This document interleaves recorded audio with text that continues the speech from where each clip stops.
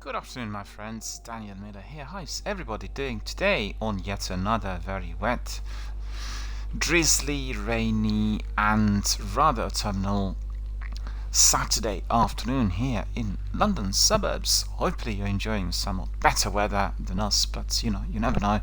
It's been very wet really throughout the week, and I've heard yesterday we did have one day that was apparently the wettest on record since the records were, I think, kept, and that must have been in 1840s. So think about it, almost 200 years. And it really was very, very wet, and I know that because I went for my dinner and it was just literally drizzling and seeping down with all that rain. That was very, very unpleasant and very difficult for me to get to my destination. So really, altogether, I had prayed for somewhat better weather because I thought the rain would possibly cause also some trouble with our local rivers. We have 4 rivers here in our area, fortunately, and thanks goodness we didn't have any flooding as yet. But if it carries on like this, I mean, you never know what might be around the corner. Hopefully all of you are watching the trailers which are coming out every day on Xbox Game Channel, because we have been given some absolute delights and treats this week. I personally really enjoyed the trailers and small kind of vidocs on Assassin's Creed Valhalla, and most importantly on Cyberpunk 2077. There are actually several coming out this week telling us a lot more about customization of weapons and the overall design and the imagery that will be used for our characters. I have to say, being able to choose, I think, from about 4 or 5 different environments, which will give you a completely different texture to wherever you are, and then being able to customize your characters with almost an infinite number of different types of outfits is just literally mind-boggling. And I really enjoyed the introduction, and I can't wait to see all of that in practice. So if you missed out on this particular vidoc, you must go to Xbox YouTube channel and have a look at it. It's only about 5 or 6 minutes long, but you get a very, very good flavor on what this game is going to be like. And I have to say, my problem is, if you look at the release dates, Valhalla, Assassin's Creed, a new installment in the franchise, will be out on the 10th of November, coinciding with the release of Beyond Light and indeed the new console of Xbox. Or Microsoft, I should say.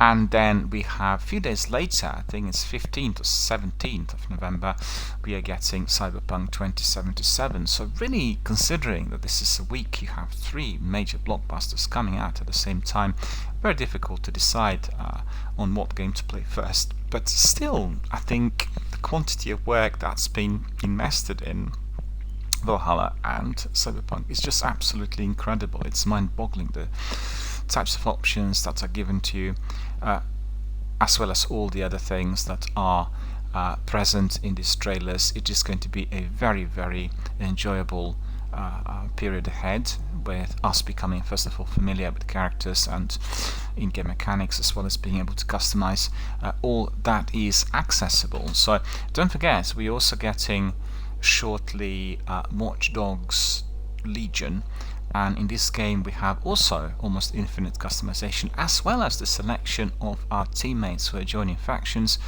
And it is my understanding that just about anyone whom you can meet roaming the streets of London in that game will have that capacity to be selected to become one of the squad mates. So that really is unbelievable. I've never seen anything like that before in the video gaming history, and I just really want to see how this will work. So think about it, 4 of those games coming out at the same time. Honestly, it is very, very difficult to choose, and obviously maybe a bit hefty on the budget. If you are purchasing every one of those, it'll cost you roughly £240 if you're buying the standard versions of those games. If you're going for the ultimate, it'll cost a bit more. Anyway, very, very exciting times ahead of us.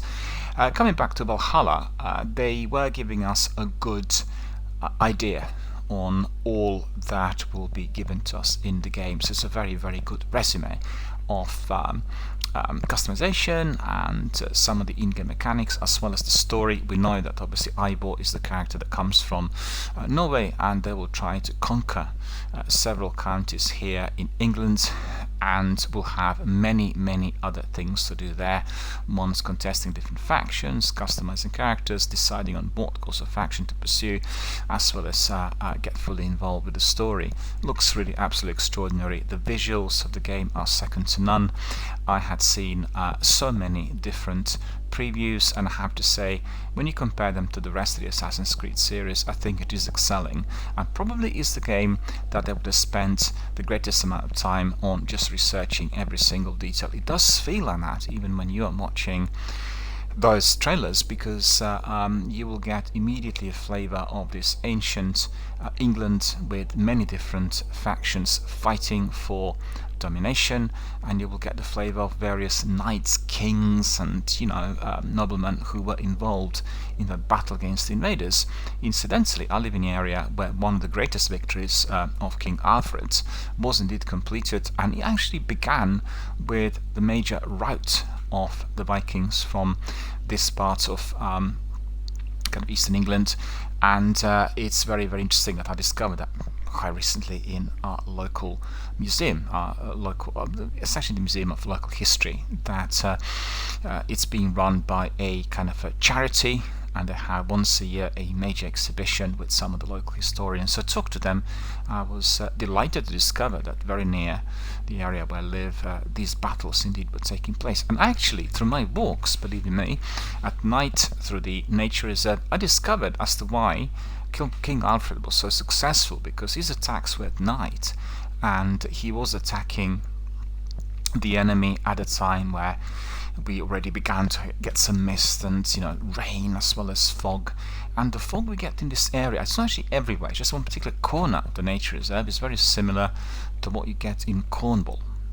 And if you're familiar with Excalibur and the legend of Dragon's Breath, then you will be more than accustomed to the idea that it is that thick fog which is preventing the enemies from seeing the defenders, and that's exactly what indeed was deployed and used here in order to basically create problems for the invaders. And that fog, so-called Dragon's Breath, was indeed very useful. Bear with me a second.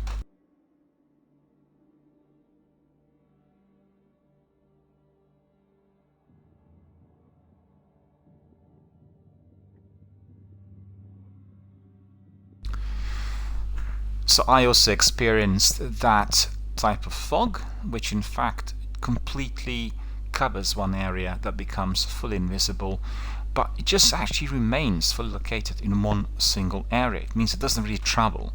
So if you are, let's say, camping in there, you will not be able to see the opponents that are coming away, because they will be hidden in that fog, and it's just about it.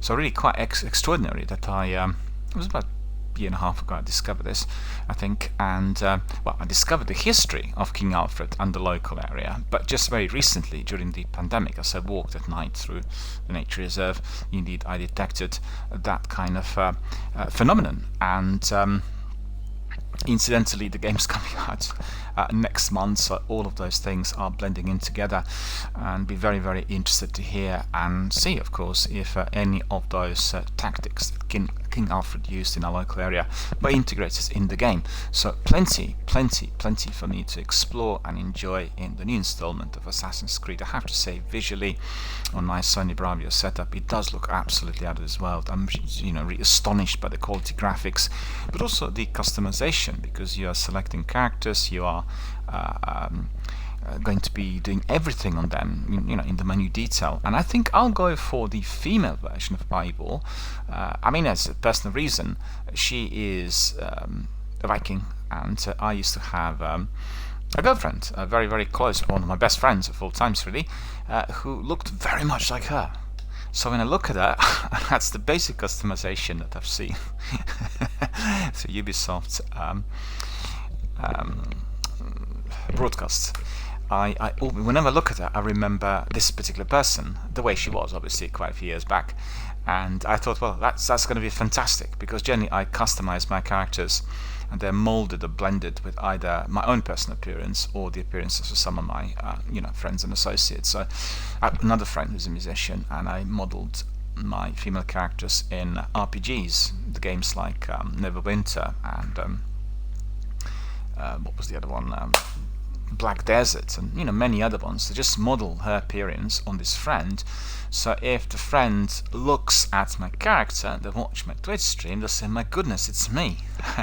It's a shocking discovery, but it's good fun. It's just, that's basically what customization is for, because you want to be creating characters that are resembling somebody, right?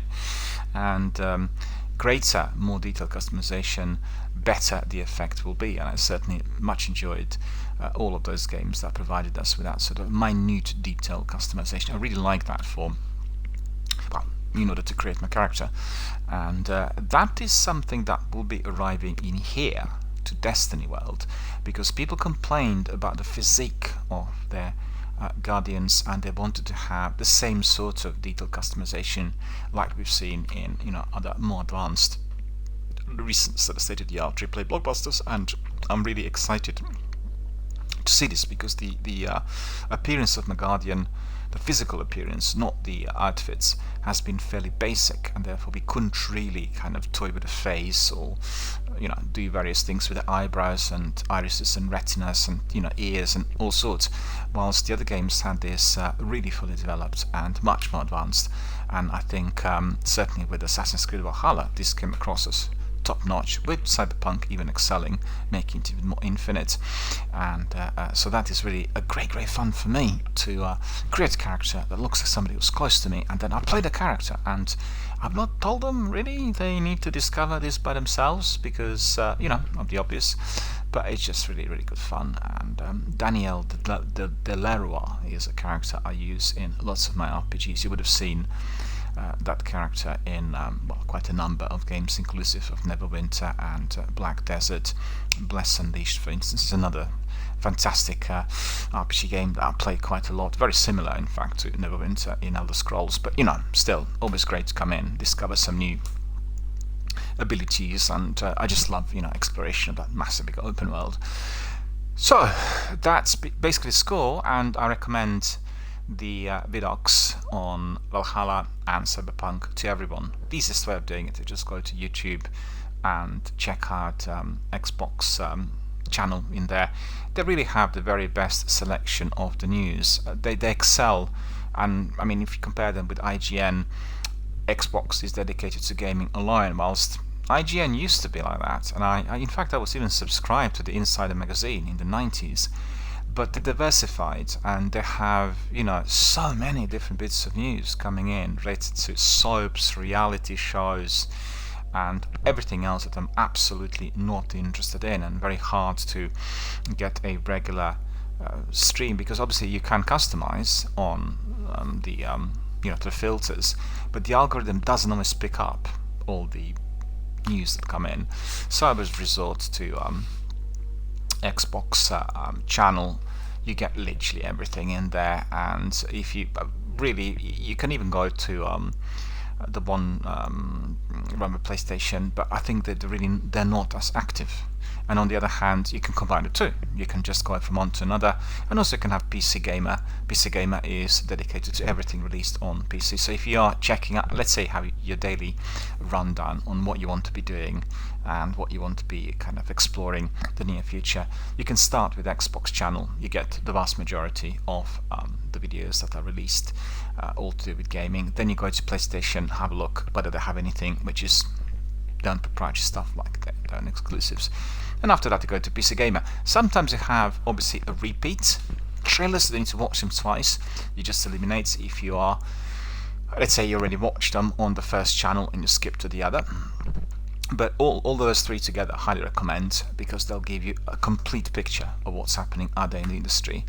I have relatively few channels that I'm subscribed to, because I really don't want to get massive feeds, and and the ones I have are really a combination of the majors together with some interesting channels providing us with a lot of interactivity.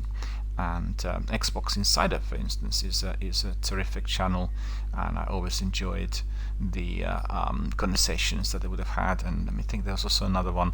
Let me just have a look. I'll tell you exactly what I've got. Unlocked. That's right. Unlocked is a very good channel. They have regular podcasts every week with really good guests, and they discuss everything which is video industry related, and they're really absolutely top-notch, very knowledgeable. You'll learn everything about the developers and publishers in depth in there, as well as some of the pros and cons coming from various AAA blockbuster communities, games like Elder Scrolls, Fallout, and indeed Destiny. There's been some news coming from Destiny HQ this week. I told you all about them recently, and we have everyday section here during my introduction dedicated to whatever is happening there and whatever is related to Bungie and Beyond Light. I think what really excited me was this interview that they completed last week with the director of the game, Luke Smith, and he did confirm everything that I have been discussing here with my community already for quite a few months. And I kept telling you, I remember this early in the year, that Destiny 2 will be progressing towards a full integration of Destiny universe. So we'll have all the content from Destiny 1 integrated and brought into Destiny 2. Obviously, some of the mundane tasks, like doing some patrols that perhaps look and feel a bit outdated today compared to what we have here in Destiny 2, will be perhaps altered or changed.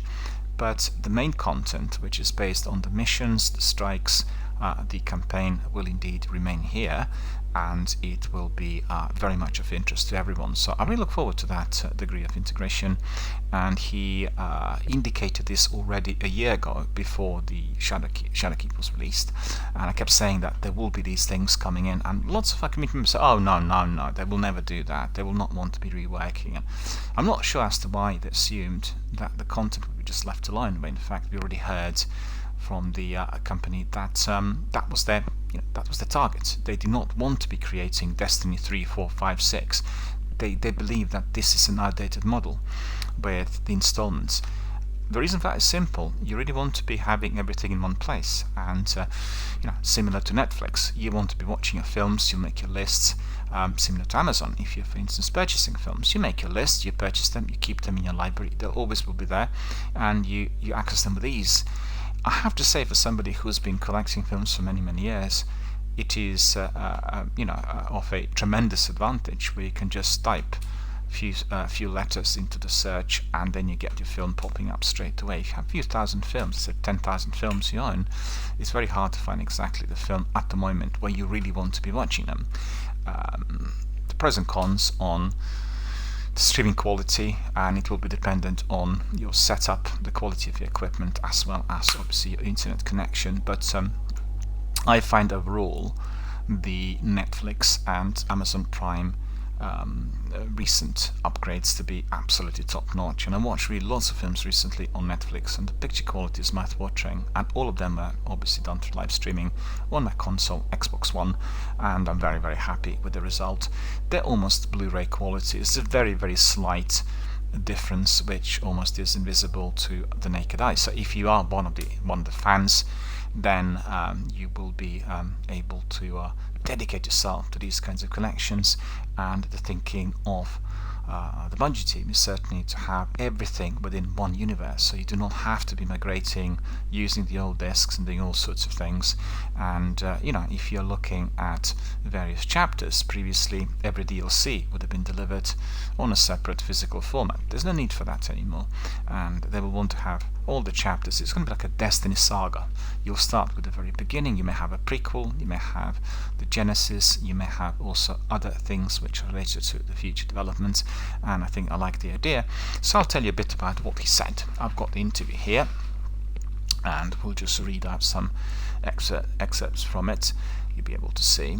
So principally, he was interviewed by one of the online hubs about all that is to follow, and they said they really want Destiny 2 to have the feeling like the first game, and with the Beyond the Light expansion, it gives players more freedom to customize the character. So it will be very similar to the first game, but with many more abilities in terms of customization, upgrades, modifying, and everything else.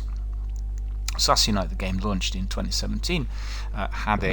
I need to take my glasses so I can't read with them on. The game originally launched in 2017, that's the sequel, and really had a very difficult start. prompting the developer to make a number of changes to the game experience.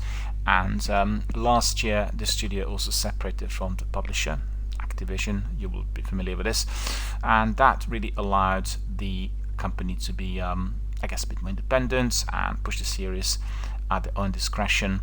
So the Beyond the Light expansion, which originally was supposed to launch in September, has been delayed, you know this, due to COVID, and as the beginning of a new arc in history, it will make some of the most significant changes to the shooter since its release right at the beginning 3 years ago. So this will include, first of all, the new dark-based stasis powers as opposed to the standard light ability. So we don't really know much about this. We've seen a bit of it on the trailers, and I'm very, very curious to see how this will work. Director Luke Smith has revealed that the developer is looking for something that Destiny 2 feel will be just very much like that of its predecessor. So he talked to The Edge magazine, if you're familiar. It's one of those high quality video gaming kind of dedicated magazines that we've had already for many years, and shoulder to shoulder with Xbox and PlayStation magazines, as well as PC Gamer. So I always, whenever I go to WH Smith's, I always have a look at those four. On the other hand, I've got all four now through my library online access. I don't get them on the same day, but you know, with a significant delay, I get all of them, so I don't have to be paying £20 a month for I don't have to pay £20 a month every time I go to WH Smith's. So I can just easily access them digitally online and read them on my tablet. So it's been fantastic to be able to do that. So the studio hopes that this can be achieved by giving players more options to customize the guards and making them feel more personal than the original Fate. So he shared, this is what he said, I'm quoting: "What we are trying to do with Stasis and the Pursuit of Darkness is to give you as a player more freedom." So there is also a meta statement we make about the difference in the forces between the light and the dark, but there is also this other part, that is the fantasy of this is my guardian. There are a lot of them, but this one is actually mine. So if you look at my guardian in there, my warlock, he looks very original, and I'm trying to use the outfits and the skins which I do not see amongst others. I don't want mine to be looking very much like somebody else. I want mine to be standing out. I think that's the thinking, that's the idea behind the new system of customization, where everything from your outfits to the actual physical appearance, your facial features, your hands, your feet, and everything else will be customizable to the minute detail, and therefore you will be able to resemble someone, right? Either yourself or your family or members or friends or relatives or anyone else. And that will be definitely very much appreciated, certainly for myself. And he says, I think we are trying to get back to the Destiny 1 feel a bit, but updated on how we think and some of the systems we use in Destiny 2 today. So basically it's the old game, the flavor of it, right? The actual in-game mechanics, but enhanced with the next-gen engine and also with many other options like customization or everything else that's been introduced to the game. I mean, you have to accept the fact that the original concept of Destiny 2, which was launched during the year 1, 2017, didn't really work, and it was very unpopular. It was very greatly rejected by the Destiny veterans. There were lots of complaints coming Bungie's way. So what they're doing is they're trying to bridge the gap. They will send to the vault the entire section of Destiny that was released in 2017. And none of the missions on those 4 planets, inclusive of the planets, will not be featuring any longer in our Destiny universe. We will get the old content coming in, which is reworked with many different expansive sections, and so it's going to be that sort of world. And the new chapters will indeed be building on the experience of the game so far. It's very unlikely that some of the missions will be fully integrated. They may even be reworked. So think of Anthem. Reworking of Anthem is just to make game really fully developed in a way as it should have been right from the beginning.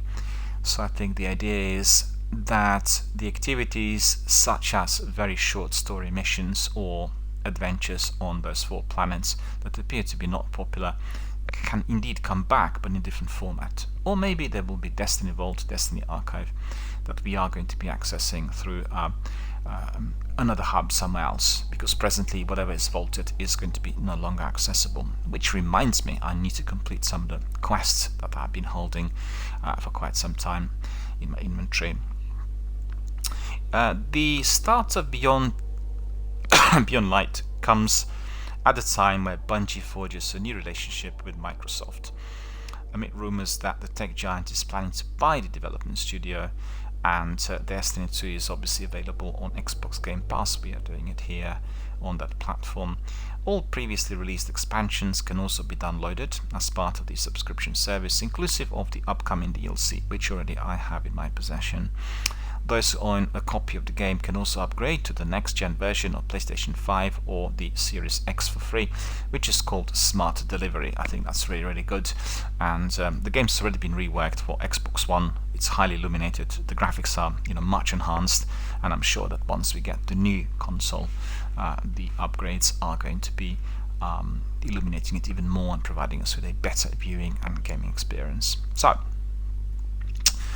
Destiny has gone through a number of changes since it was launched in 2017, and Beyond the Light extension is just the last attempt by Bungie to improve the game and fix the issues that did let fans down when it was originally released. The fact that the studio is looking to make the sequel more similar to its predecessor is of no surprise, given that many of the changes and confusing reversals have been made really, and then all of those were not particularly well received by the community. So as you know, we are going to be accessing the new expansion on the 10th of November, and before then we can still polish off all the remaining quests and tasks from other sections of Destiny, and equally we can be grinding our season of The Lost, which is what I've been doing, and then enjoying all the activities there together with some of our community members and Fireteam mates. Yesterday I did manage to get my first weapon, the top-notch weapon, and so I'm really like 50% complete on that front, but I still need to be grinding in order to get ciphers, and most importantly in order to get some of the exotics that could be purchased from Ava. I already acquired one exotic ghost, and the next two items are going to be my sparrow and my ship, so I really do want to have all of these. Last year I didn't really grind as much, and therefore I acquired almost nothing from the season. So I guess it's a task for us all. It's just that I have some concerns. The concerns were specifically about how lengthy the grinds were, and during the last couple of days I had to be grinding, and then you'd play 12-15 Crucible matches and you will get like 2 ciphers. I resorted to a variety, so I've gone to daily story missions together with the Crucible, and I did something else, but I can't remember now what it was. It was like 3 different activities we tried. Still no major improvement. The ciphers were really quite stingy, and I managed to get only about 4 yesterday, so that was really very disappointing. Nevertheless, I'm starting out today with 5 in my inventory, and we'll do the Haunted Forest first of all, so that'll be somewhat a different beginning of our session, and then after that we'll have to again grind and harvest those ciphers in order to come back in. On a personal note, I'd recommend to everyone to be grinding and harvesting these ciphers in order to get 10 of them, because when you have 10 of them you can have 2 runs on the Haunted Forest. You can do it on 2 different modes if you please, either by yourself where you have no teammates, which is the mode number 2, or the other, which will automatically select 2 other guys. It depends on what you want to achieve.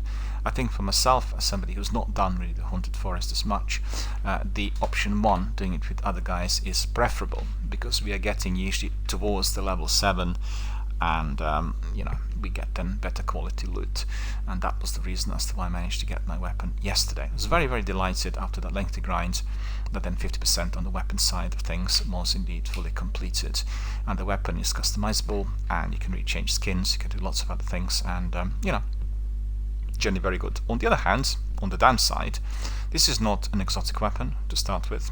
Secondly, it doesn't appear to have that sort of pinnacle aura, which indeed is present with some of the exotics.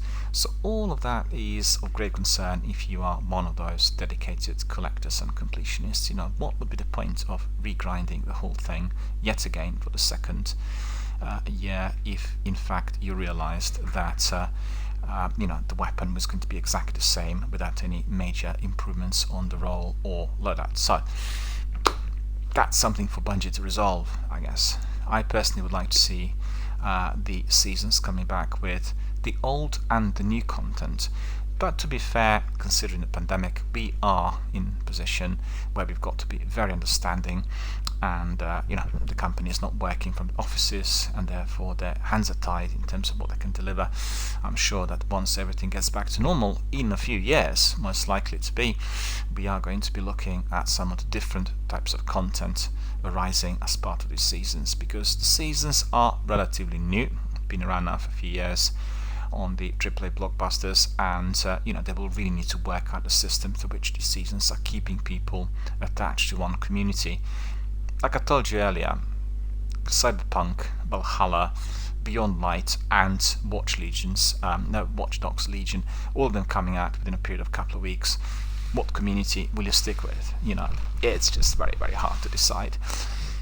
The trouble with extensions or DLCs, like what Destiny is doing in here, is if they backfire, then there will be lots of people that will display complete impatience and automatically migrate to another game that they find more exciting, which is, the case today, with so many things on offer, instantly accessible.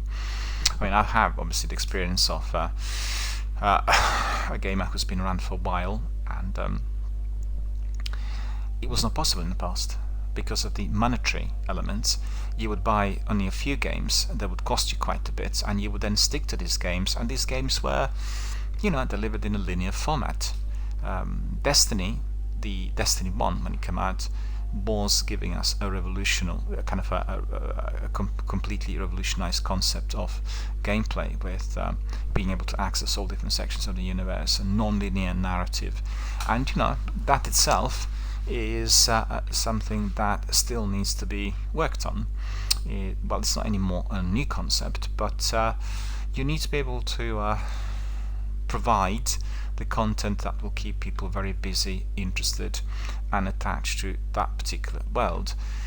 We've seen that the activities like, for instance, Trials of Osiris in Destiny 1 and the raids overall were probably the most praised and the most loved by the hardcore veterans. So you question yourself, well, what's the reason behind it? What is so special about the raids and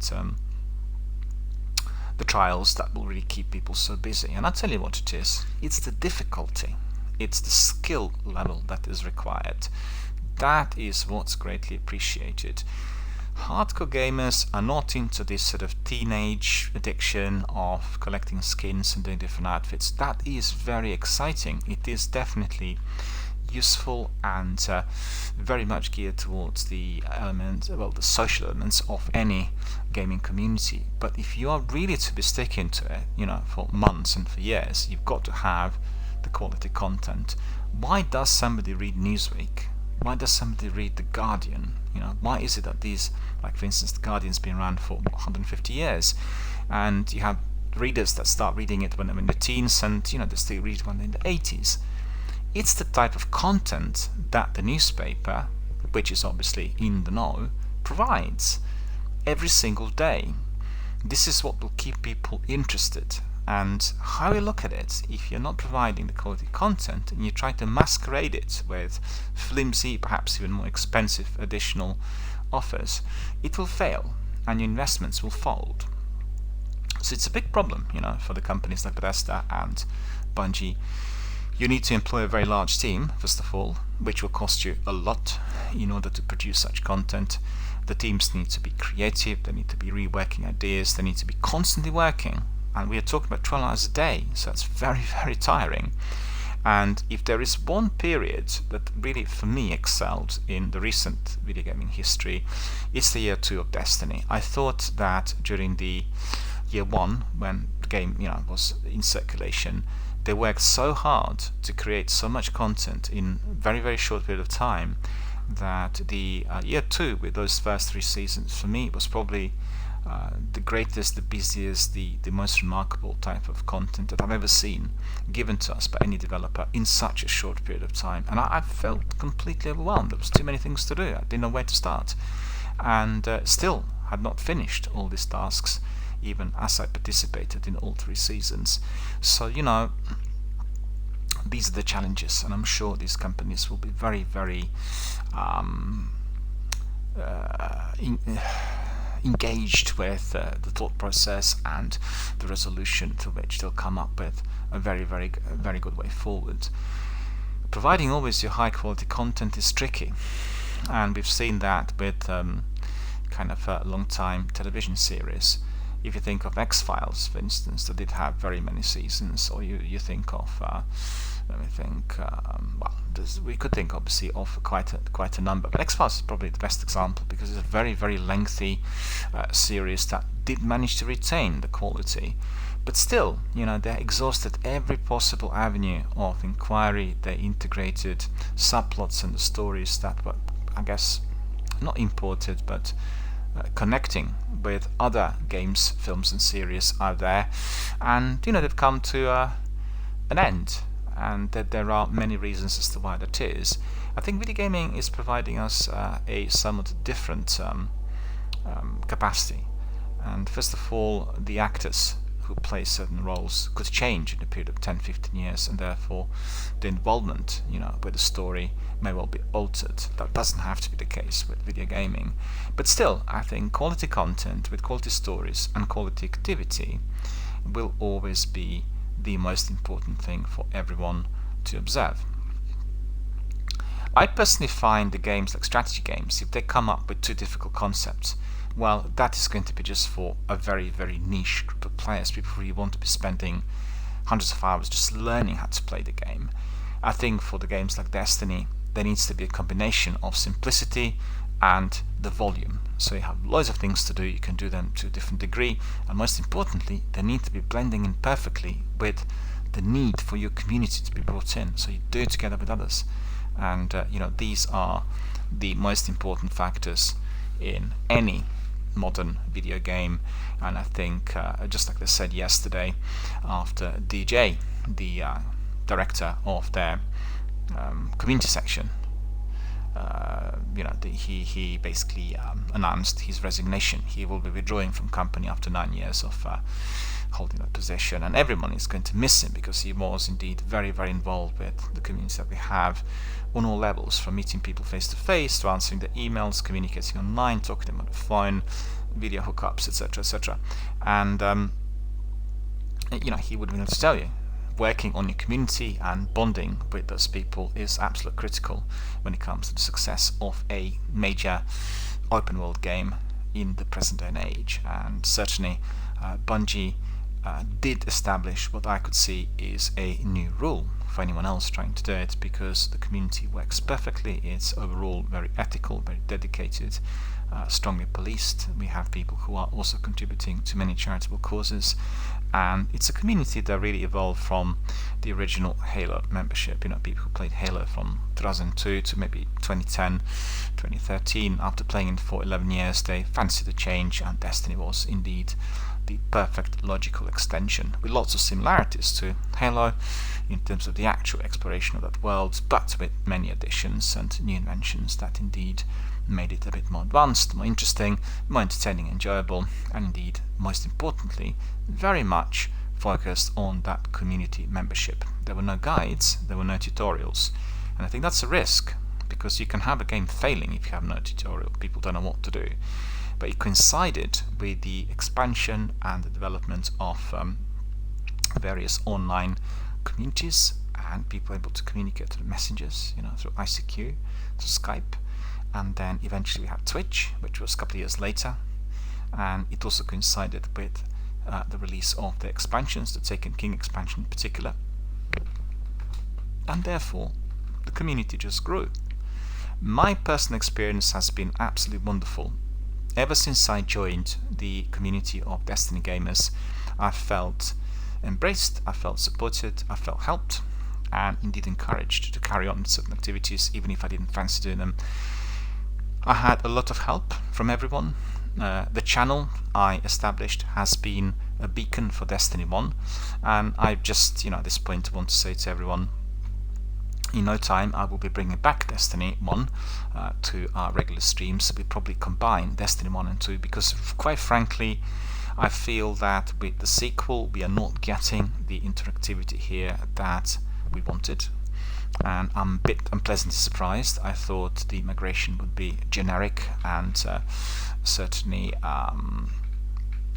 progressive, because people will want to be finding out about Destiny 1 migration to this world, but that's not happened. And I certainly know from the Destiny veterans that were here with us every single day, they're not coming every day.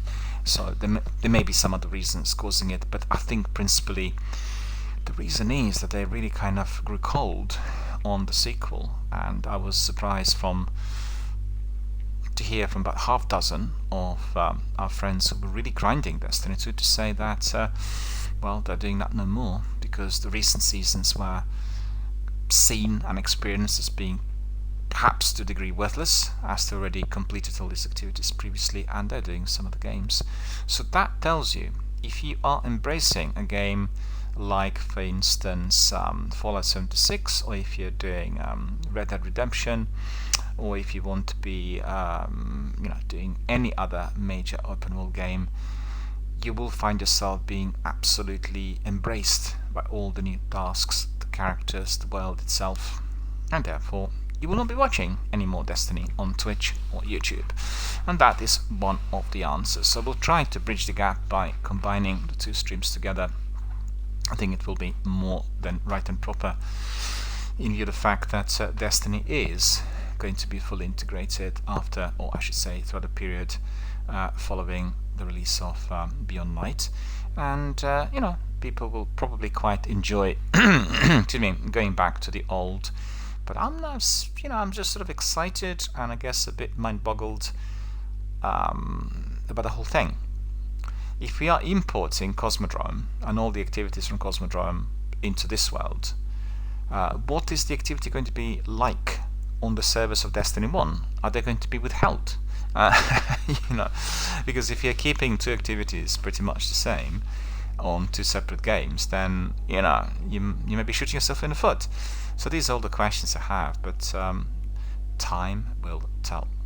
And I'm certainly hoping that our friends who were expressing and venting the dissatisfaction, the anger, the fury at Bungie here on my channel for not living up to the standards with the release of the sequel, I'm hoping that they will find the new concept as entertaining and as enjoyable as possible.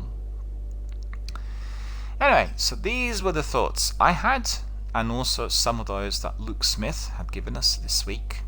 He is just reconfirming all I've been saying in here, and that is that our Destiny world is going to be fully integrated, and the flavor of the game or the Destiny universe will be very much aligned to the old, but with some significant enhancements. And I really think if you consider the armor we had in Destiny 1, it will be fantastic to have some of that customized in a way that we've been doing it here, with all the mods and all the collections and all other things like energy levels.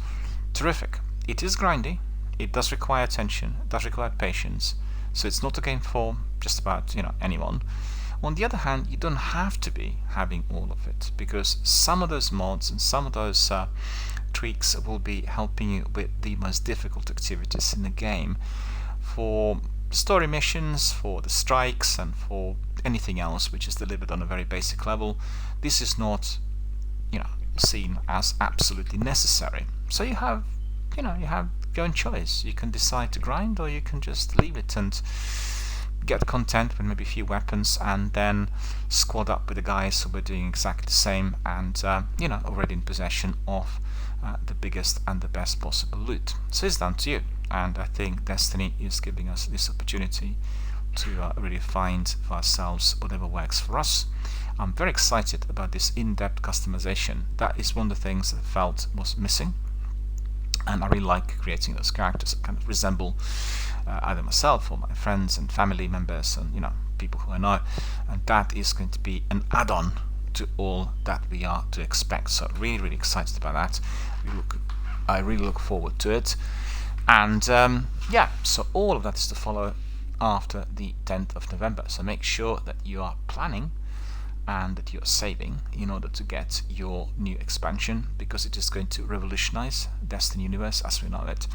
And then secondly, if you are an Xbox gamer, if you are a proud owner of your console, make sure you subscribe to the Ultimate, because with your subscription you will have no need at all to buy anything but maybe some of the seasonal content, and you'll get it all, done and dusted here on your subscription fee. I already have Destiny Beyond Light registered as owned, because it is already there on the Xbox Game Pass, and that's probably the easiest, the cheapest, the quickest way for you to be able to crack on with the new DLC, to become a member of our community, or to progress really from where you are within the Destiny universe at the moment. Okay, so that's all about the news, and now we'll crack on with some gameplay. What are we going to do today? Well, Season of the Lost carries on. I need to get my second weapon. I need to collect these 2 other exotics. So I'll have to be grinding, I'm afraid. The activities that will give us ciphers, so that'll be daily story missions, as well as some of the Crucible matches. The Crucible was glitched this week. It didn't really work properly on the tech front. We've had quite a number of matches that appear to be absolutely uneven. We will get to the end of it within a couple of minutes, and one team will have 150 points, the other 20, which tells you there was a problem with the speed through which we are accessing servers and our hits register, in addition to perhaps internet speeds which are kind of individually based. And that's been persisting since Tuesday. I've had a half dozen veterans from other regions of the world coming in and confirming that there have been serious problems, and therefore they avoided doing anything in the Crucible, because you get people there who are having a feast. They don't have to do anything, they just need to fire the action randomly, and they get all the kills, whilst the others are working hard and getting nothing, which was the case with me. So we'll have to be grinding. There's another way through which we can get these ciphers, and I'll be always striving towards 10 ciphers and then doing the Haunted Forest. Once I complete those quests, so that would be 3 exotics and 2 of those weapons, then we call it a day on the season. We'll migrate back to the regular activities. And you've seen that we have also Trials of Osiris here this weekend. We also have some doubles on the Gambit, so there's always something for someone to do, right? And then what was the other thing I want to tell you? Yeah, I nearly forgot to tell you. If you are on Xbox, we are having 3 days of Call of Duty Cold War beta, and that starts today, if I'm not mistaken, at 6 o'clock PM in the UK. It is extremely annoying, and I really have a problem with this, that Infinity Ward did not allow us either on PlayStation or Xbox to preload. I really have a problem with that. The reason for that is simple. They don't want to be using 2 separate servers, for open beta, which is accessible to everyone, to the privileged early access one, and they're doing it from the same server. So that's really a major problem, because the game is massive. I think you have to download something like 40 gigs just for the beta, and it will take you quite a while. So it'll basically cut out a section of your dedicated time on a day, which is today, to which you basically have to be just waiting for the game to download, and you can't preload. I tried to do that on PlayStation and also on Xbox, and I just kept getting messages, you can't redo that because you haven't purchased the game. The bias towards somebody purchasing the game in order to get early access, and they're keeping it till the last minute. I really don't like the idea. I think it's very cutthroat, because people love the game. It's a terrific shooter. It's got beautiful maps, and if you are PvP, a dedicated gamer, you will love everything about it. It's just as simple as that. So there's no need to be trying to squeeze on the souls that perhaps will be then driven to buy early because they want to be one of those, trying it out during the early access. But the biggest problem is that for the open beta that's accessible to everyone, free for all, you have to be waiting until the day, and then you'll lose like 3 or 4 hours whilst the game is downloading, so that is a serious problem for me. And just want to say that the open beta for Cold War is active pretty much now, and you can try all the maps and activities there. I already completed that last week on my PlayStation. I find it to be very good, and I really absolutely love the maps, the activity and everything else. The game is going to be amazing as expected, and together with Call of Duty Black Ops Warzone, it will make it a very, very nice addition to your kind of a PvP collection. You spend many, many hours, days and months competing other guys, particularly if you have your own team fully on board. So remember that, you must try that, and if you get to level 10 you will get some extra goodies, you'll get rewards, and you have to claim them through Infinity Ward. So register your account with Infinity Ward and then claim your goodies, which will be basically rewards for your participation in my case, Alpha and Beta.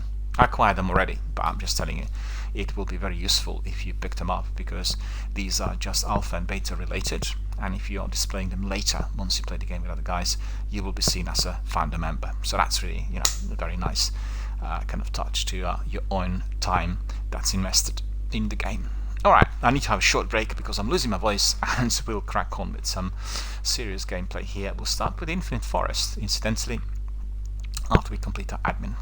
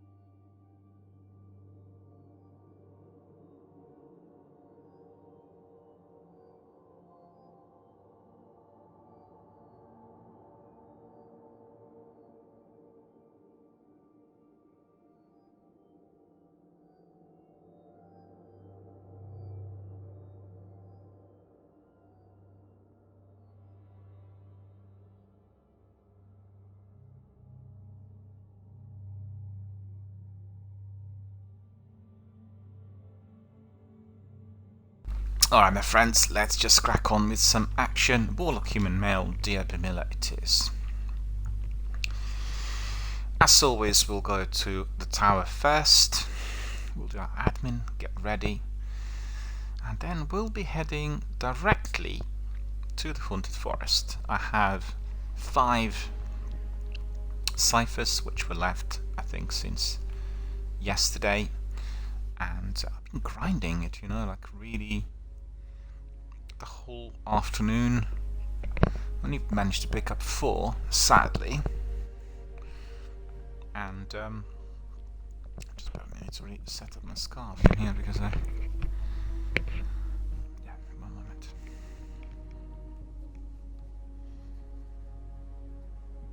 Very wet and miserable outside. It's very easy to catch viruses, and that's the last thing I want at the moment, believe you me. I don't mean coronavirus, any viruses. You can just get like a sore throat or slight cold, and therefore your immune system goes down, which is what I want to be preventing. Yeah, I picked up only 4 ciphers yesterday, which was very, very annoying. And I thought the whole system was very, very stingy and scroogey and not allowing us to get some of them after our lengthy grinds. But therefore I completed 10, and 10 of those were available, and we've done just 1 major run on the Haunted Forest, and therefore I used 5, so 5 are still here with me. And therefore we are in position today to start with it. Maybe as a system I'll keep 5 and 5, 1 Haunted Forest at the beginning and the other at the end, but nevertheless it is very much dependent on the number of ciphers I harvest, and it's down to the game to provide. Alright, so let's go back to the tower.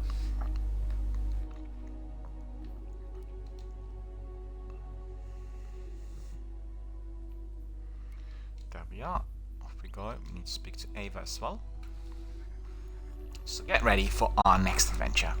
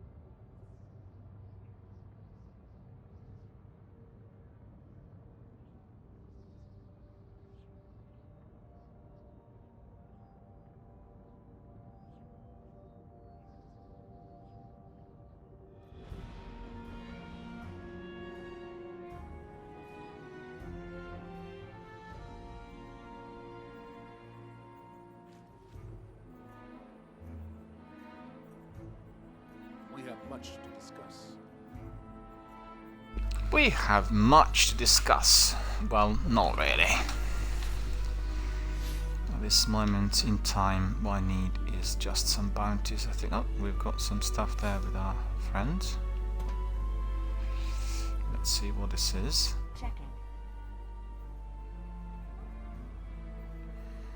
Right, we've got 27 last dance. Very good.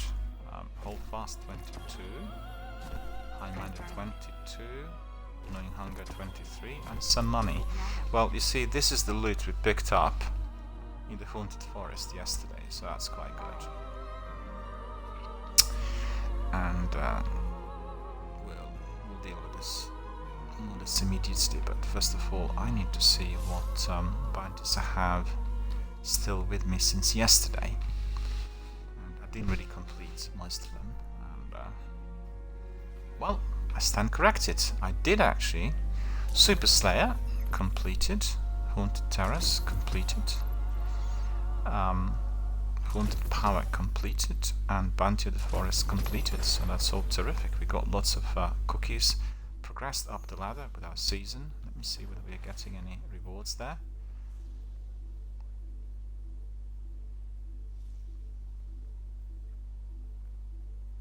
Did you Yes, it looks like we. Oh, yes, we are. We are, and we got like an exotic grenade launcher, White Horde. That's fantastic.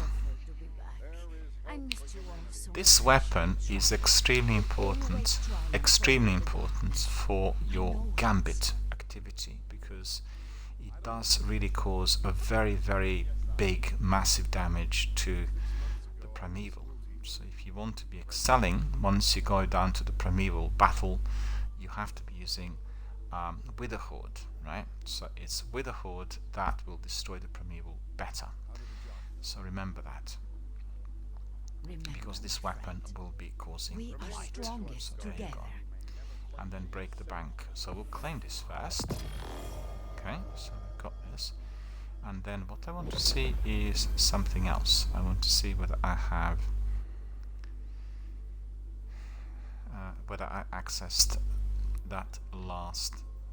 I wish I could Looks go like I more, did, but finally. I'm working now after. Captain Jack told me I've got to be getting the best mod in the game, and the best mod in the game is Oppressive Darkness. Why is this the best? Well, it's very simple. It's enhancing your void abilities, and I use my void at all times. It's my favorite subclass. So in here, causing damage with the void grenade adds a weaken effect to the combatant, so it will really, really help, right? So what we are doing is we are picking it up straight away. So Oppressive Darkness is with us, and I think I'll probably will need more energy on some of my armor. See that more or less straight away. And just realize we can in fact buy enhancement cores from Spider. I kind of omitted that in the past, I forgot about it, and I frequently just went for harvesting, when in fact I could combine harvesting with those purchases. I think it looks really cool, really, all of that. But you know what? We'll change the mask for today. Every day we have a different mask. Season of the Lost really needs to be entertaining, You remind me those of different someone I appearances. haven't So seen this for one a was long here with time. us since yesterday. And I just want to see this Empiric Touch. Empty mod sock not here really. Sorry about that, but this is a good mod as well, you know. For our grenades and Speak to me, not in the darkness. Haunted Forest. Okay, fine. So we go back to the masks, and then let me see. Times, Guardian. I hope you have Kind of curious. Let me see, which one are we choose today? I want to choose one of those I've not been using. Well, I have some ideas. I have some ideas. Did you miss me? Glit looks a bit like a servitor, doesn't it? The triumph will always triumph over the darkness. This Always. like Scorn Mask. Goblin Mask. Goblin Mask we've not had before, so that's what we'll try. Goblin-like. And we'll take a screenshot of this as well. the best cryptarchs dig That's and gonna dig. be fine. One day, the dark blue. Well, you know, if we are sometimes doing several runs on the Haunted Forest, we can be wearing different masks. It's always a possibility. I don't know, but you know, I don't know. Let me see there. Yes, Guardian. Looks By all better. means. Let's get started. Can I really like my Sparrow. Did you miss I also picked it up here through activity in the season. Blood Runner is the Sparrow. I really love the way it's designed. And I also made sure that its colors were blending in with my outfit. So that's all really cool. Right, so let me see. What have I got here? We have admin still. We have, that's 1026. That's fairly advanced. You never know what. Dreambane, yeah, we can't, yeah, that's 1022, 1022, and 1023. Right. Hold fast, we get attunement, we get rid of. We need that, well, I need more glimmer, because the enhancement course, and then once I got back in order to purchase my upgrades, terrible, and just completely miscalculated. So that's 1022, and the Tesseract could probably, well, 23. I left these optative we have, and then in here is the optative 20. Get rid of it. Downside arm. That's quite useful. Yes, yes, Guardian. By all So Well, much. I actually did use it. So we have adjuster, minor specs, counterbalance stock, boss specs. we need to clear that backlog. 7 and quick dot, great increasing stability, increasing range, that's good. Yeah, we have and yeah, increase. Oimelon adaptive frame, quite like the design as well, so we'll leave it like that. Did you miss me? Can try it.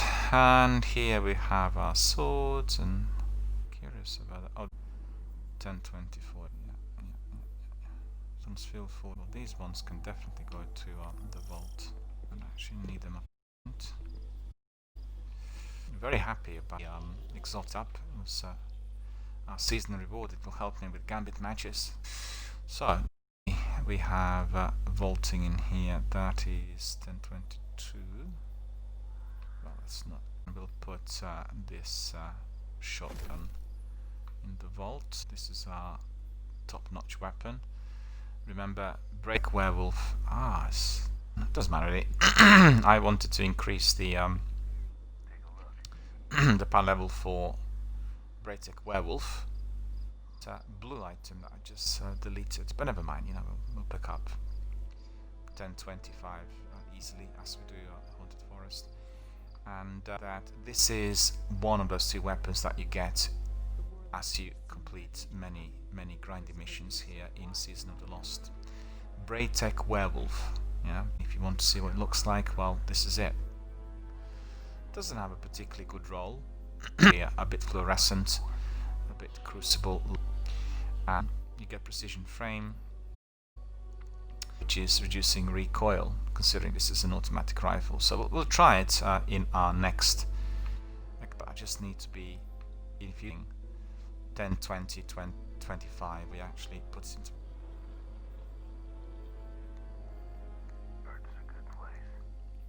Have arrowhead break, recoil, and increasing hand, and then extended magazine, high caliber rounds. So that's in order. I'm actually in two minds about this between these two. Hand arrowhead, increasing range, decreasing stability, decreasing handling, controlling recoil break. Probably, but we'll leave it like that because if I use it in the Crucible, I want to see what the effectiveness of it is. Okay, so let me see what else needs to go to the vault, if anything. Right, so in here, what's this? Okay, where's the vault? And then optative into the vault. 7. Okay, we'll see. We might be able to use it. Ghost. This is all good. This one will infuse.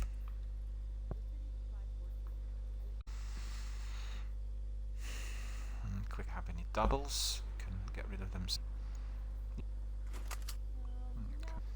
Goodman walking. Don't need photon anymore in that. And then we don't need these. Very important to get rid of these, that are necessary because other base 3, 20. So in here we've got two of these, 15 and 21. Timeline vertex.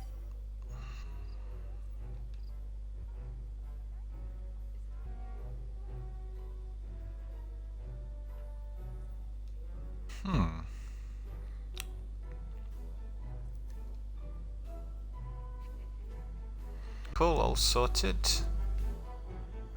We need to pick up some bounties from A. Some coffee. She says I could use. I could use... what's this? Okay, what may be that? Yeah, we'll just pick I up could these get you bounties. Okay, so that's done. Candy. I thought I had... Yeah, I mean, you get a lot more candies if you... The alt is getting so many of those. We might actually do one round on the altars as well, just to see. Why not do that? Or we are going to be... let me do it. See whether I can still... Oh, the upgrade.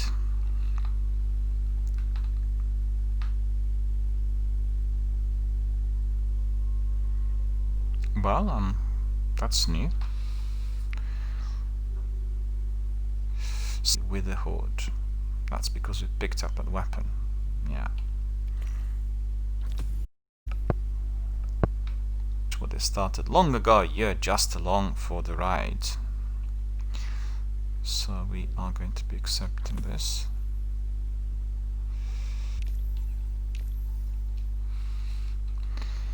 No, we can't really acquire it because we need some glimmer.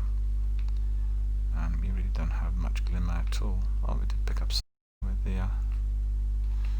I thought I was very rich with glimmer, but you know what? That spider took it all away. He was extremely expensive. 6 or 7 enhancement cores, but they will serve me well. But he took all of my glimmer. Make us proud. Make us proud. God honor the king, sir. There we are. And what we'll do first is we'll go to the haunted forest and have a cup of tea. So just bear with me. I'm gonna get my cup of tea.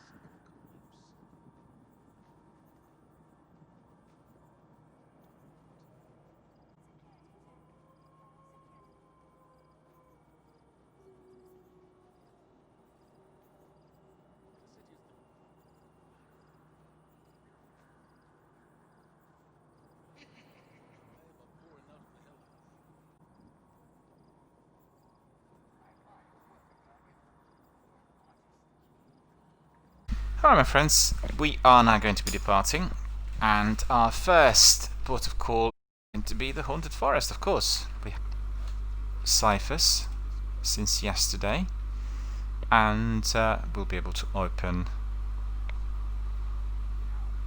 the chests once we get to the end. Let me see. Yeah, that's right, 5 in here, as you can see. While this, I'll just pick up some, I need some extra glimmer for... Okay, so we'll use that.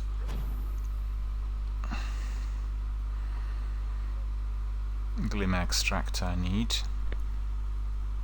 For some reason some of those did not work yesterday. I don't know why you spotted that. Must have been some sort of technical fault. See, today I can use them, which is to my great relief. So that will give us some more glimmer in the last 4 hours, because I spent it all on that silly spider. Spider took it all away from me. I hate that spider. But then, to be fair, of course, as you could see, I wanted to make sure that I have plenty for all that is to follow, really, with all the good weapons. Okay, quickly just see here.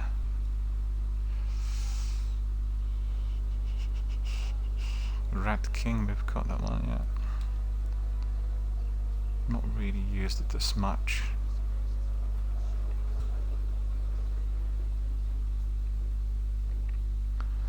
Alright, so that's about it. We are ready. Destinations. Where is it? It's a bit silly, I forgot. Game. There it is. Haunted Forest it is. It's all good, really. Crack on straight away.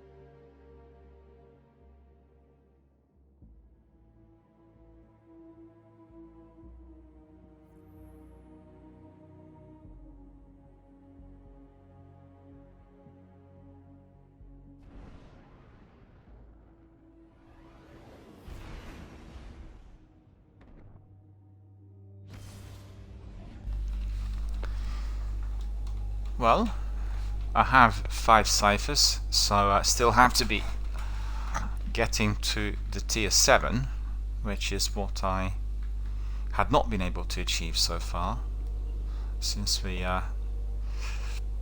resumed with our season, and it will be more dependent on our friends really than myself. They have greater power levels and they have better weapons and modifiers compared to me. So I think our friend from New Zealand was saying I could redo it on the other option, do it all by myself, but I kind of discovered that some of the bosses are far too strong for me because my power levels are not as good, and the weapons are not having all the mods which are required for the elimination. That's just the way it is. But I wanted to use the new rifle. You know, the Anabre rifle. Unfortunately, I need to infuse it first. It's not really very strong. It's only about 750. And I need 1020 on it. So I'll resort to the usual. Greedy Reedy. Or is it Greedy Ridey? Alright.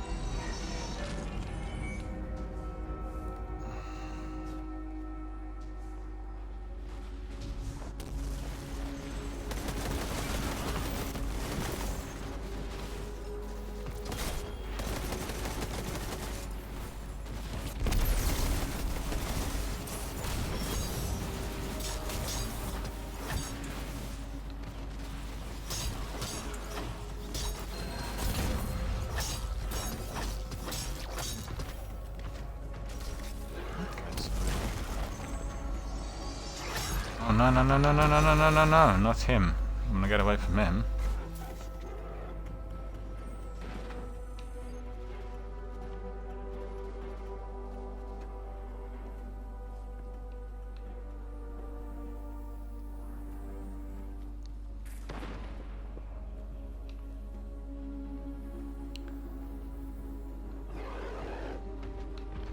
It's there again.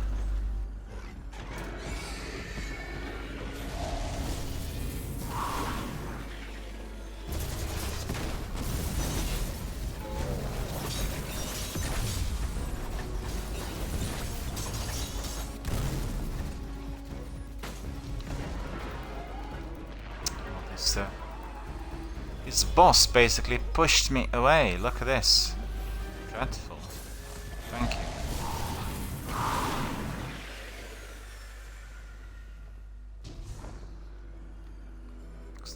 friends already completed the first branch, whilst I did hardly anything.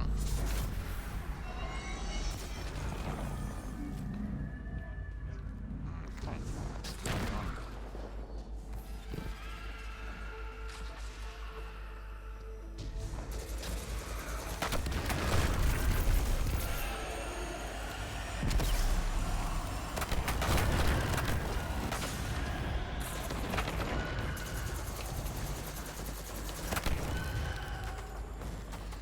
Well, I nearly got killed by the same lot of thralls, I'm afraid. That sword, and you know, the instinct is just to be hacking them and then they explode, so as you can see, it doesn't really always work.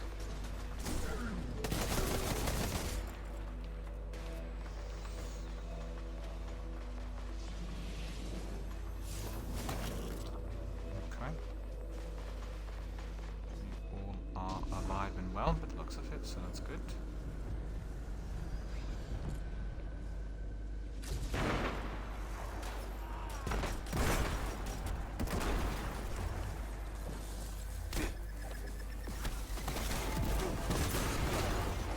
So what's happened now?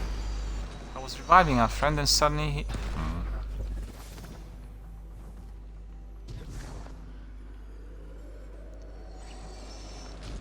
know what happened. Should have been able to revive him, really, do you think?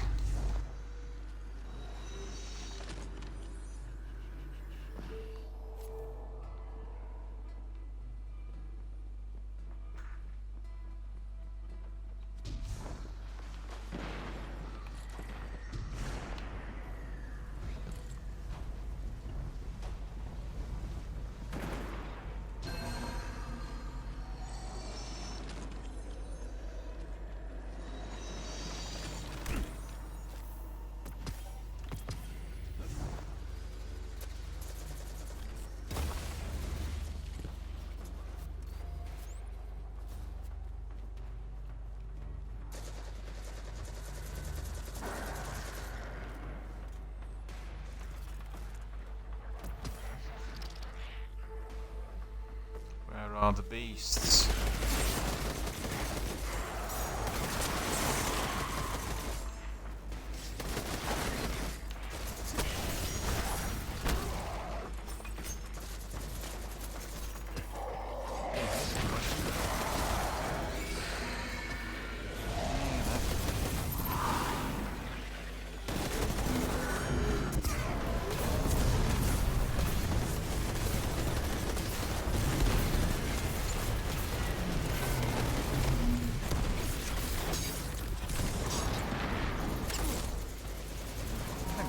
Why did it not spin?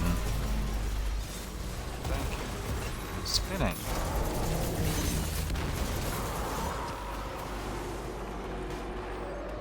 Well, eventually it did. For some reason it didn't want to spin earlier. Not sure why.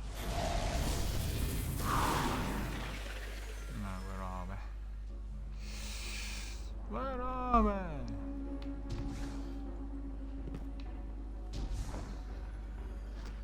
Okay, really. Time-wise, not too bad.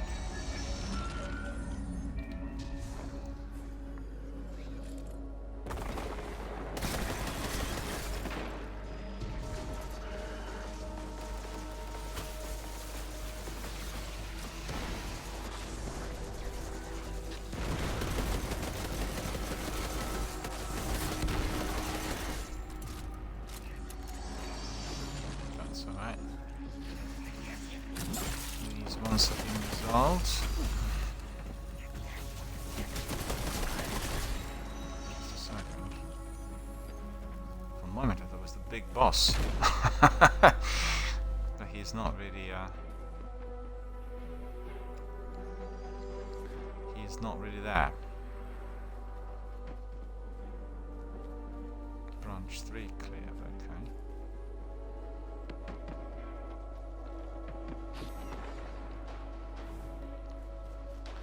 Getting any glimmer?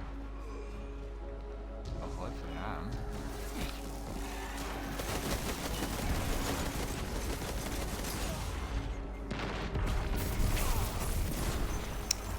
That's infuriating. Because I was about to revive our friend, wasn't I? So we all died.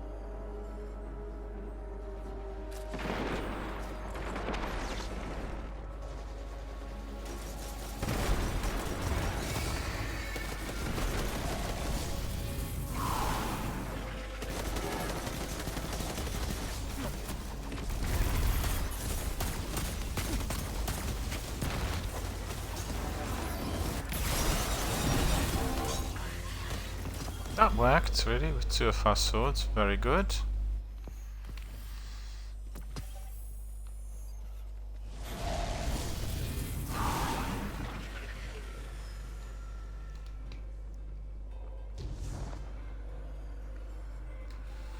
And we're doing quite well time-wise, so maybe we'll reach that level 7, let's see. Which would be quite good considering I've not done it, not completed this yet.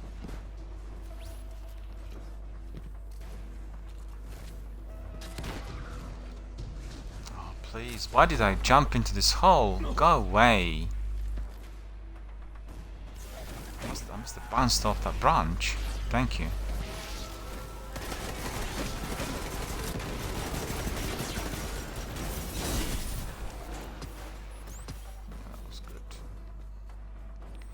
Well, this falling guillotine is not as good as my dark drinker, but still quite useful.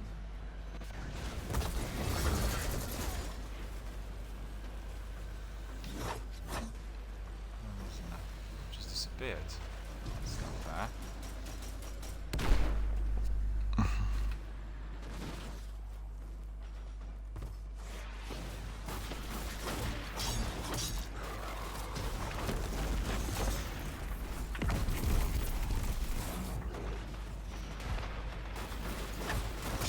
Oh no, no, no, no, no, no.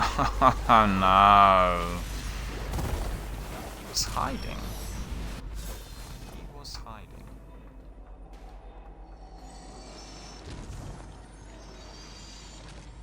I was silly enough not to get away from him quicker than that. And, oh, I got my super. That's good.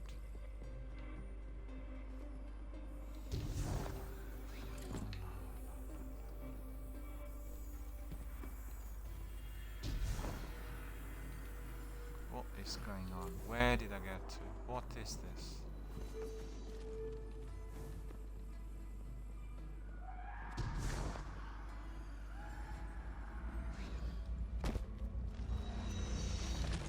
Got to the wrong area. Puts me to shame. Let's face the facts.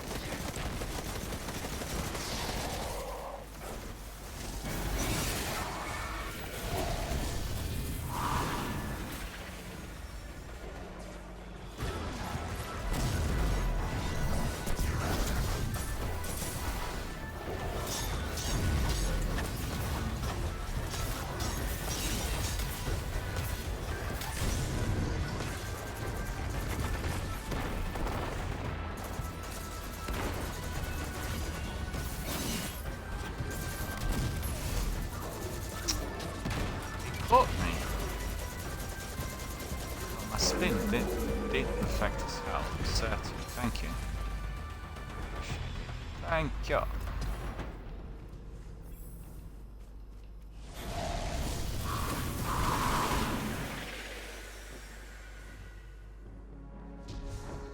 There's 4 minutes left. We're, what are we, level 5?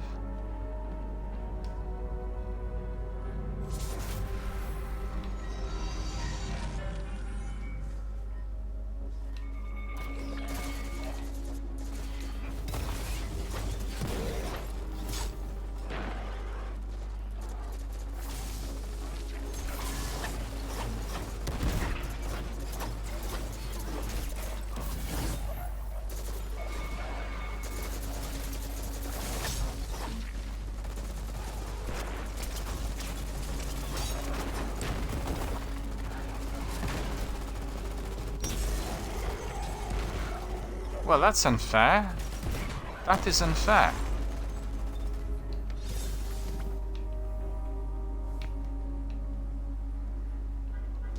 I was behind him, you know, I was behind him, so I should have not died in there.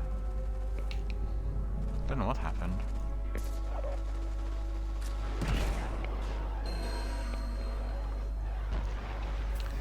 Branch 5 cleared. Okay. Number 7 seems to be quite far away. Oh well, we tried.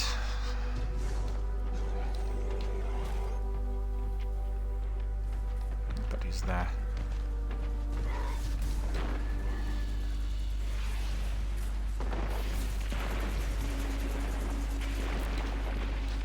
And I missed it. Oh, go away!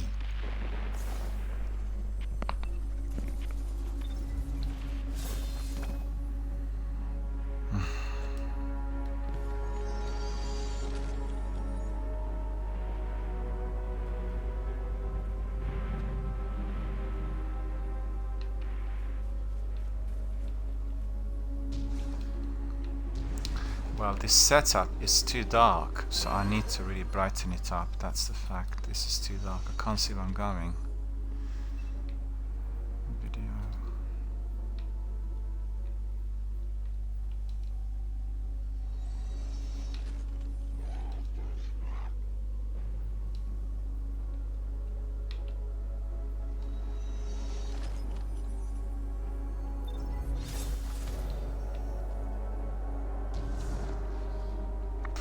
See better now, really much brighter, just for this activity. Otherwise, you know, it's just too bright. I don't like it too bright.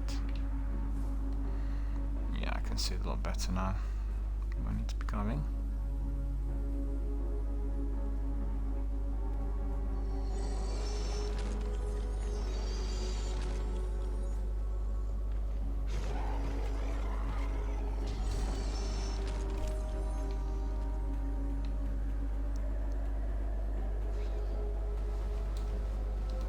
Why is that died? Must have been that branch, must have bounced off. It's really annoying.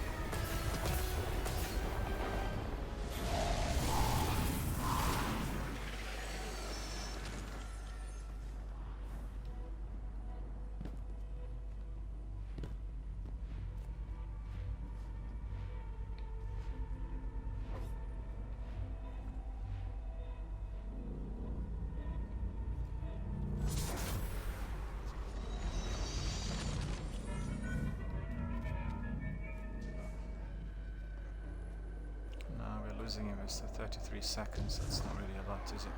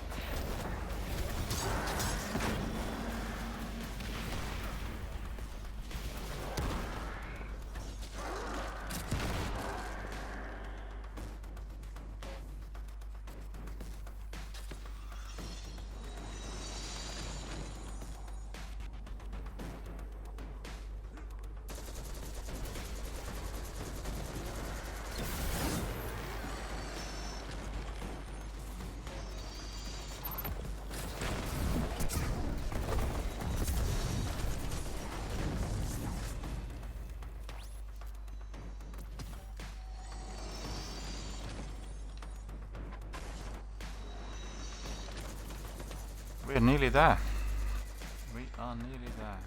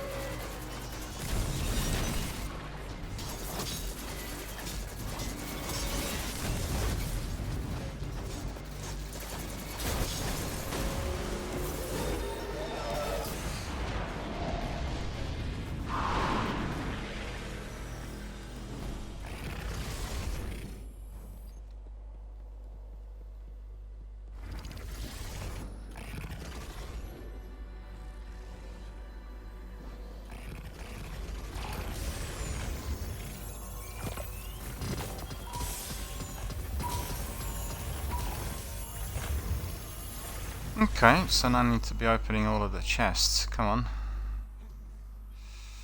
One.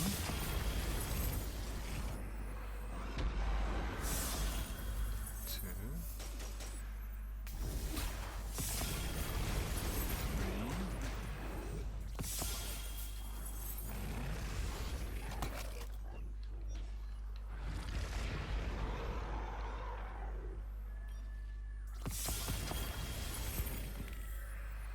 I got it.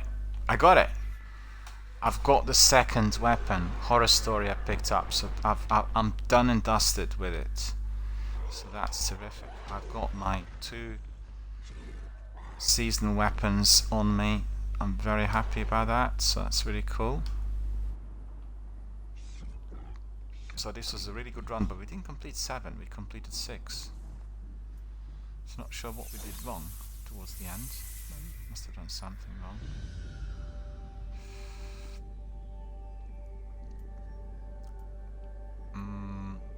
Turn to orbit. I'm happy. I'm really happy. I got my second pinnacle weapon. It's not pinnacle weapon, it's the seasonal weapon. I keep calling it pinnacle, but it's not actually. Seasonal weapons, Horror Story, and then Braze weapon as well. So let us see. Let us see what we acquired. Lots of goodies towards the end. I think we had a good run, but we must have done something wrong not to get to the level 7. Horror Story, right, so that's going to be locked, and it's automatic rifles. 2 automatic rifles, that's useful because I use automatic rifles quite a bit. So let me see, infuse, we can't do any infusion I don't think. We need enhancement, cores and upgrade modules. Okay, we'll do that. 3, 4, no. In here we'll have anti-barrier, boss specs, counterbalance stock, free hand, minus specs, targeting adjuster. I'll take targeting adjuster, that's a good one.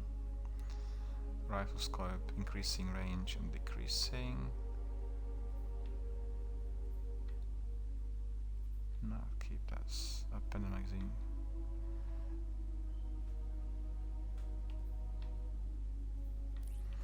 Okay, flared magwell is better. Increasing mobility. Alright, so let's look at the skins. Well, fair enough. Let's see. Yeah, this looks fairly seasonal. Looks fairly seasonal. Yeah, we'll apply that. It's unusual, but we want to have that seasonal content. And that's good. It looks pretty. So we'll make sure we take a good screenshot of it. And right, so that's sorted. So I don't have to do any more of it really for the weapons. We can just do it for fun. And an optative. Let me see. We have the last dance. 25. Okay, 25 will leave. Falling guillotine. That's 25 as well. All right.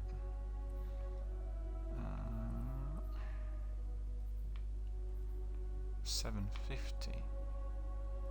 Alloy hood. Not sure whether I have that one in the vault. Dream Bane.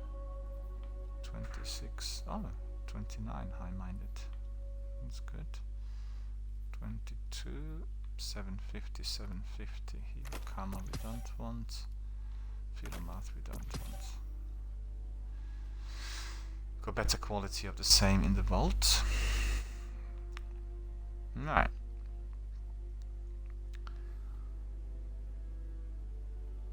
So let me see. Let me go back to quests first of all. The bounties I think should be completed. Some of them. No. That's ridiculous. We didn't really do anything much then. Okay, so strikes, crucible matches.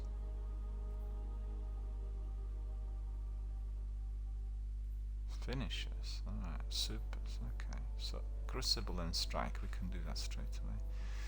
The bank job.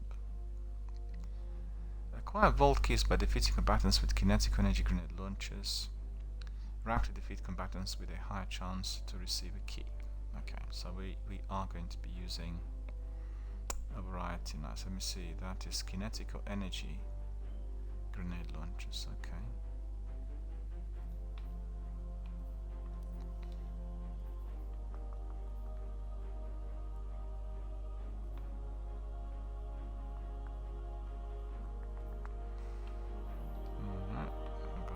To Ava. I just want to see really whether, let me see,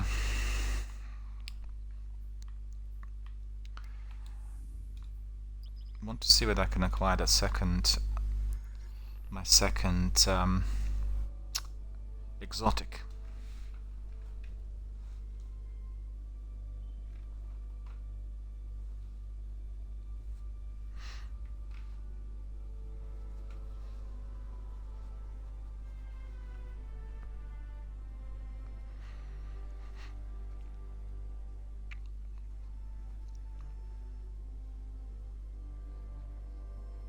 $15, $30, $45. I think that's the number of chests that need to be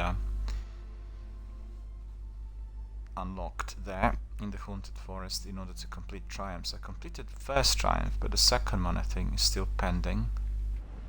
We'll see when we get back.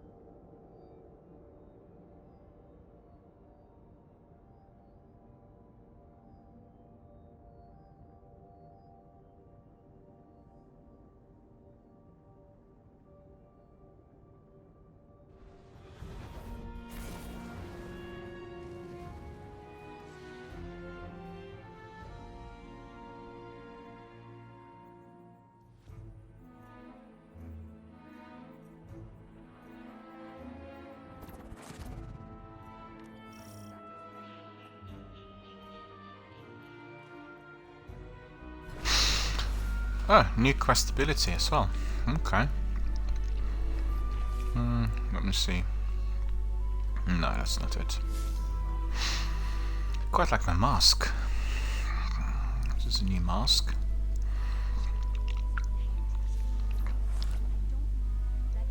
I'm curious. Well,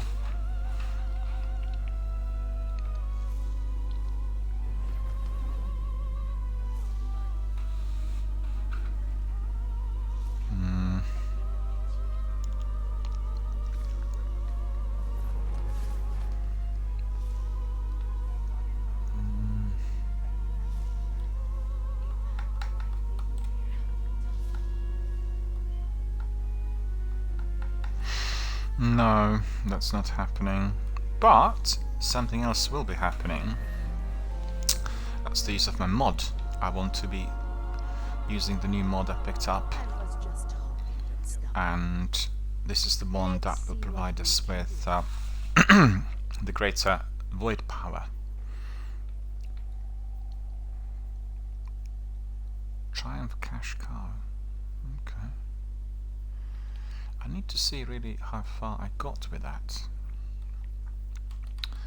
Triumphs.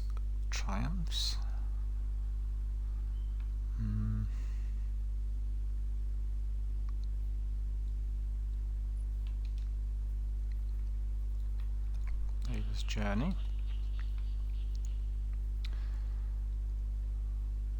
Just another day at the tower.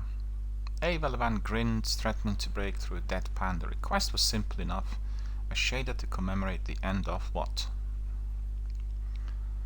Claim. Can't really see what is being said. But that shader should have been completed then, right?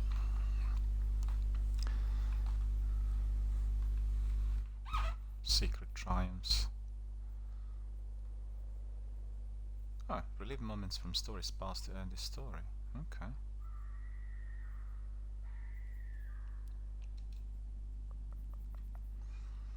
Aspect. Narrative. He's had this hallucination before. It's not that good as hallucinations go. Pretty's radio is talking to him, his voice is rising out of static he wishes, and we cannot see anything else. Dusk and dawn. Okay, we are doing this well.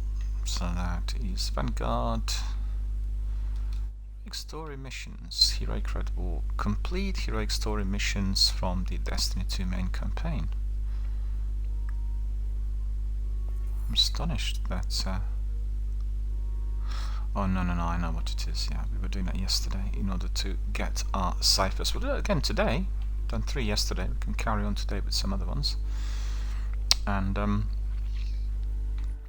seasonal, right? So Festival of the Lost, right? Just a second. Cash card. You see, we need only 2. I knew I was close. I was close. So that's very, very close. So I need to be grinding. Well, maybe today we'll be fortunate. We'll do well, we'll do a mixture just like yesterday, and if we get I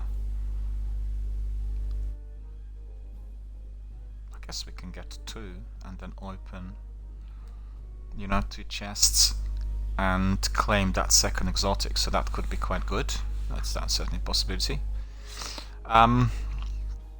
Finding power, acquire the exclusive Festival of the Lost 2019 weapon, available only during the Festival of the Lost 2019. Well, I got that. And that's basically what we acquired today and yesterday. It's the same weapons, so we've got these 2, as you've seen.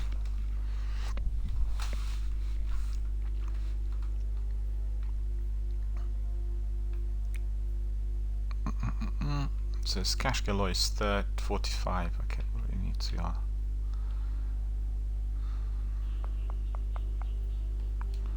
well, we could be harvesting. This is my story. Acquire the exclusive Festival of the Lost weapon.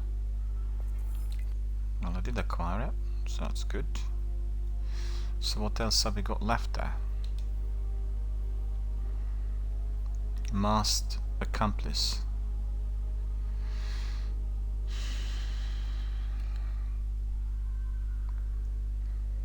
3 out of 7.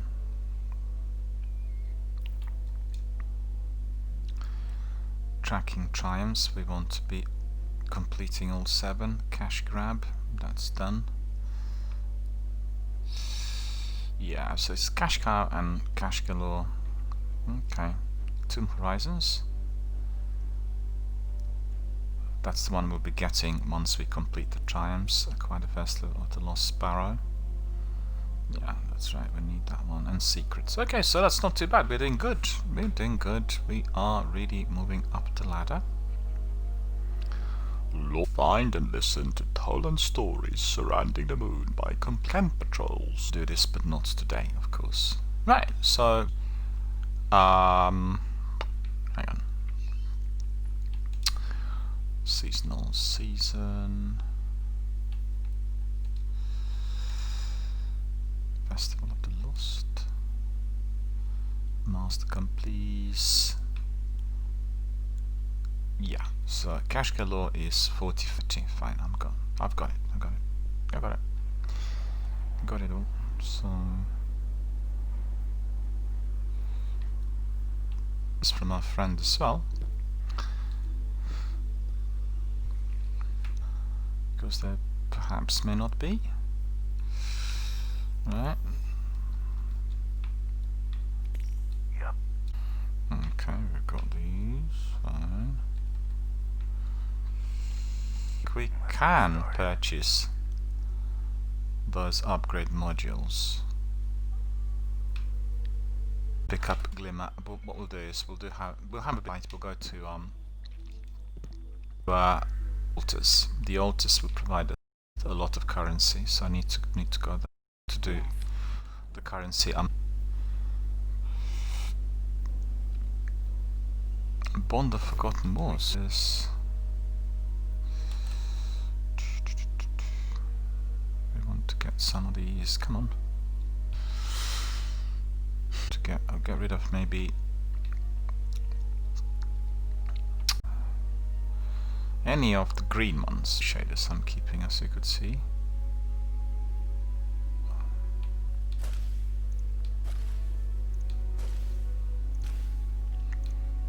If you're dismantling those shaders, and I should have really remembered that previously. Sometimes, you know, I remember all the details, but you play hundreds of games at the same time. So no, I'm joking. 2 or 3 games at the same time. I need to get new coin during the last few days, and that's not something when everything is hunky-dory. Must make sure I get one ASAP. I really like that one. Communica's terrific, really. It's one. Okay, so that's all. Preview.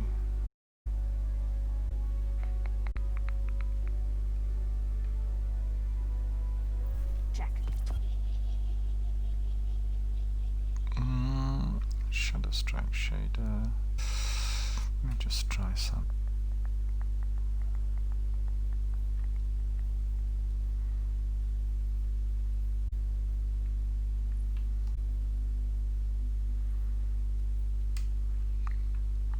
Minica, but preview. Nah, I don't like it at all.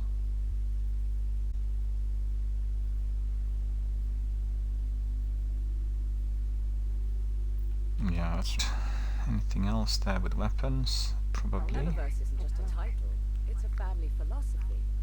Always another mile, and forever another tomorrow. 24, 23.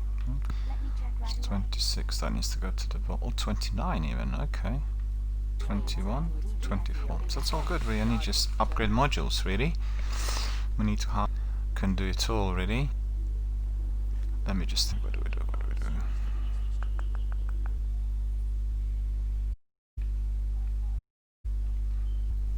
Are going to then resume with, I think all this, we'll do some story mission and then we'll match. So for us, I am having served. And as a return, we'll carry on with our adventure in Destiny Universal Stable.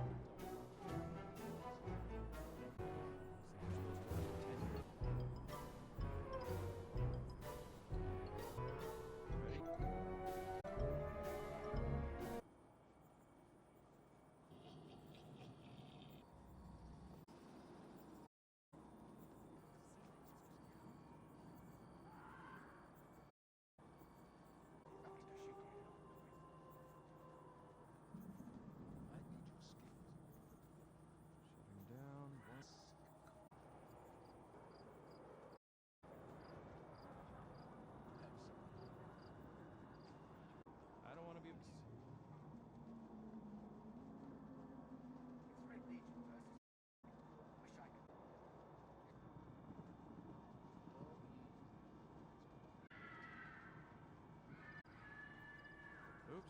Actually do. Nobody has any specs. What do you think this machine does?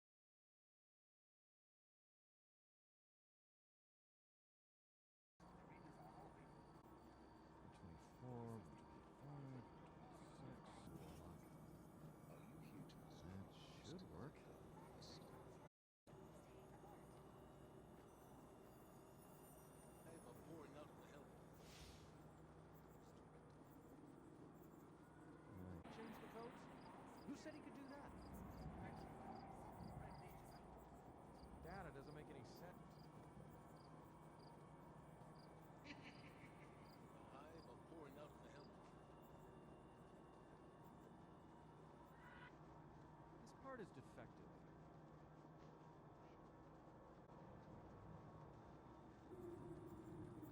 Much to be done.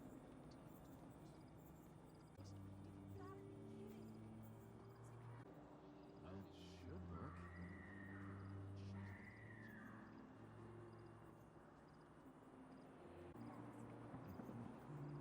The pyramids. Affirmative action or against? Keep it together, Arcite. Nothing to Shut it down. 1, 2, 3.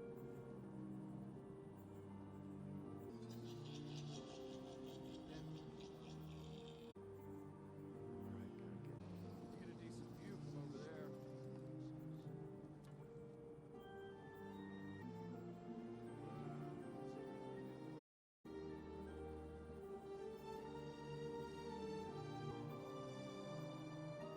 It's all going in the wrong bed. What do you think this machine does? This part is defective.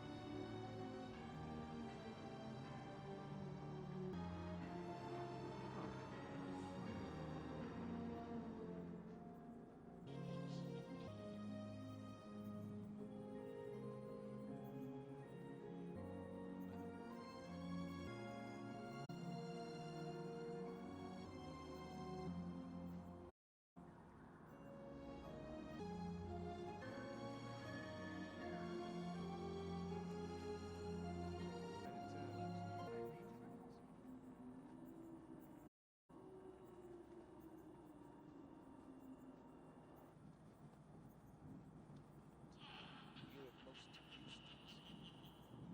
Okay.